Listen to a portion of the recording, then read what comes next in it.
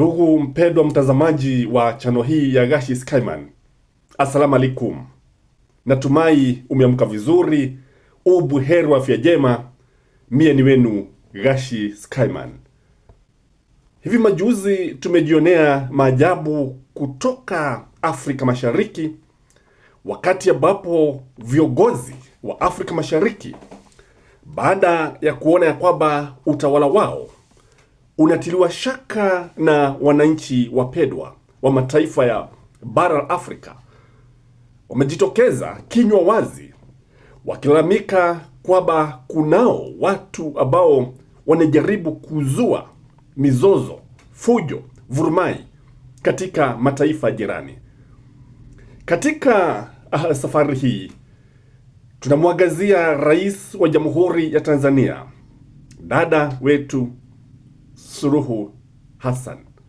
Huyu ni rais ambaye hakuchaguliwa, lakini alikuwa kibahati tu, kimugumugu, baada ya hayati mwenda zake John Pombe Magufuli kwenda jogomeo. Suluhu Hassan kama naibu wa rais akaamkia na kuagukia ile ofisi ambayo hakuilalia wala kuyamkia. Ni hivi majuzi tu ambapo tunaona kwamba wakereketwa ambao wanapigania haki za kibinadamu, akina Alfred anaitwa nani, akina Maraga, wengine Boniface Mwangi ambaye mpaka sasa hajulikani alipo, na si yeye peke yake, katiwa kizuizini. But what are we saying here, ladies and gentlemen? That East African dictators are falling. And if you don't believe, even after Suluhu Hassan kuropokwa alivyoropokwa hapa, tunaona kwamba kuna mambo fulani ambayo yalitokea. Na sasa baadhi ya mambo ambayo yalitokea ni maandamano kama haya ambayo uliona yakitokea, yakimuunga mkono mpinzani wake ambaye ni mtu ambaye amefunguliwa mashtaka ya kijinai, mashtaka ambayo kifungo chake au hukumu yake ni kifo. Tazama ndugu zetu wa Tanzania waliojaa mitaani sisi kama sisimizi, kama siafu mitaani.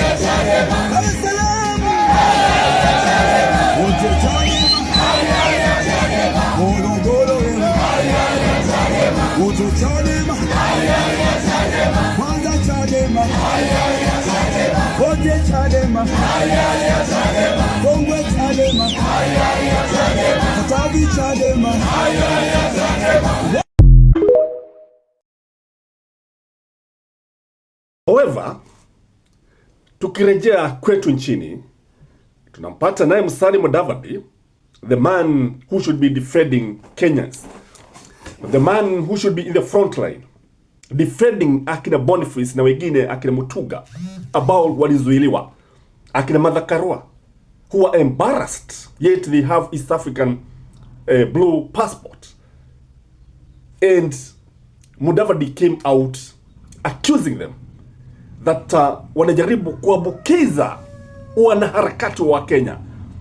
And it was shocking if you ask me, kwa sababu kama anavyosema hapa Edwin Sifuna, the senator wa jiji la Nairobi, akimkashifu vizuri sana, na sitasema vibaya, anamkashifu vizuri the so-called prime cabinet secretary in William Samoei Ruto's government, failing the nation, sleeping with the dictators. It is something that tells you that some of these guys don't understand their responsibilities. They are supposed to defend the nation. They are supposed to defend their people. As Edwin Sifuna is saying here. Watch here, ladies and gentlemen. Lastly, Honorable Speaker, allow me to say something that arose in the course of the debate in the morning.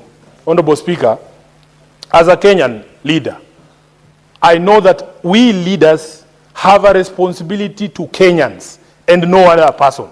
I was deeply embarrassed, Honorable Speaker, that at a time when people are being deported from our neighboring country, and if you look at my passport, Honorable Speaker, I have the blue passport. It says East Africa Community. When I was a member of the Law Society of Kenya, Honorable Speaker, at the council, we used to do something called, push for something called cross-border practice. There are lawyers who are qualified from the University of Dar es Salaam, Tanzanians, who practice law in our Kenyan courts. There are students at the Kenya School of Law from Tanzania and from Uganda. I know lawyers who went to Kampala International University and Makerere, who qualified there, and they have come to the Kenya School of Law. They are practicing law in Kenya. So therefore, Honorable Speaker, for us to have a situation where people cannot be allowed to move freely in the community is something that we must call out. Honorable Speaker, I have heard people trying to justify, saying, oh, these are activists.